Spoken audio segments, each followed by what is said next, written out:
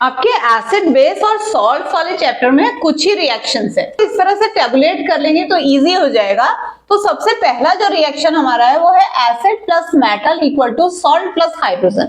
जो reactivity series होती है मेटल की, उसमें आपको हाइड्रोजन से ऊपर जितने भी मेटल्स हैं वो एसिड के साथ रिएक्शन और हाइड्रोजन देते हैं, ठीक है। कॉपर गोल्ड वगैरह नहीं देंगे बट ये सब देते हैं, ठीक है।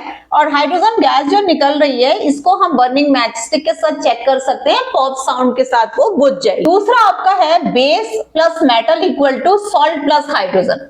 सारे मेटल्स ना बेस के साथ रिएक्शन नहीं करते, एम्फोटेरिक मेटल्स होते हैं जो एसिड और बेस दोनों के साथ रिएक्शन कर रहे हैं, वो आपके हैं एल्यूमिनियम और जिंक। NaOH जो बहुत स्ट्रॉन्ग बेस है उसके साथ रिएक्शन करते हैं। सो NaOH प्लस Zn, Na2ZnO2 ये सोडियम जिंकेट है, प्लस हाइड्रोजन निकल रही है।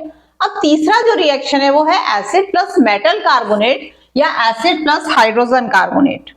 एसिड हम ले लेते हैं HCl plus Na2CO3, sodium carbonate है, इसका नेचर बेसिक है तो आप ये बनाएगा सॉल्ट प्लस आपका बनना चाहिए वाटर, और क्योंकि ये कार्बोनेट है तो इसमें CO2 निकलेगा ही निकलेगा।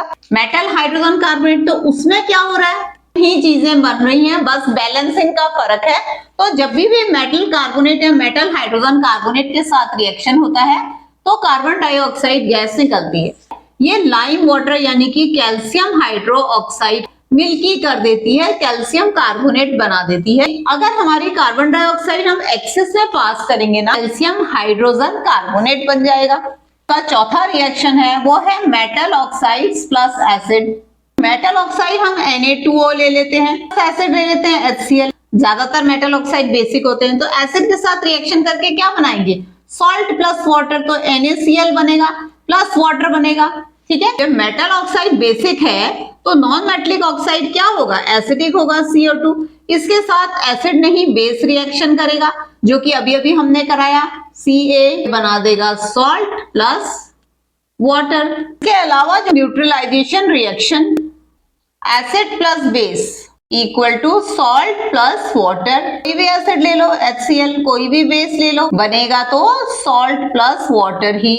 एक चीज याद रखना कि जितने H और जितने OH के पेयर होते हैं उतने ही वाटर मॉलिक्यूल बनते हैं। ये ट्रिक आपकी बैलेंसिंग में भी बहुत अच्छी रहती है। देखा जाए ना तो ये वाली reaction acid plus metal carbonate hydrogen carbonate वाली, मेटल ऑक्साइड प्लस एसिड वाली, non metal oxide plus base वाली, और न्यूट्रलाइजेशन रिएक्शन, ये सारी की सारी रिएक्शन न्यूट्रलाइजेशन रिएक्शन, ये सभी में तो सॉल्ट प्लस वाटर बन रहा है, बस यहाँ पर कार्बोनेट्स में कार्बन डाइऑक्साइड